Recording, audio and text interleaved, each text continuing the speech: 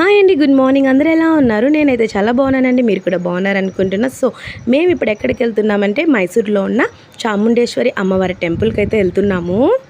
Temple వచ్చేసరికి కొండ పైన ఉందండి. సో పైన నుండి వ్యూ అయితే ఇలా ఉందన్నమాట. చాలా బాగుంది కదా.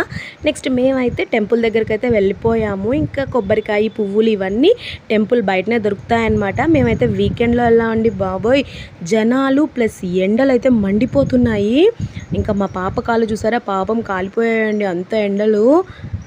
ఫస్ట్ మేమైతే 50 రూపీస్ టికెట్ తీసుకొని దర్శనానికి లోపలికి వెళ్ళిపోయామండి. లోపల వెళ్ళి చూస్తే ఆ జనాల్ని చూసేసరికి ఎలాగో దర్శనం 2-3 అవర్స్ పట్టేలా ఉందని క్యూలో నుండి బయటకు వచ్చేసామన్నమాట. నెక్స్ట్ దర్శనానికి వెళ్దామా వద్దా అని ఆలోచిస్తూ ఉంటే ఈ గ్యాప్లో మా పాప అయితే ఐస్ క్రీమ్ తీసుకొని తింటాం, చూసారు కదా, అలా ఉంటుంది తనతో.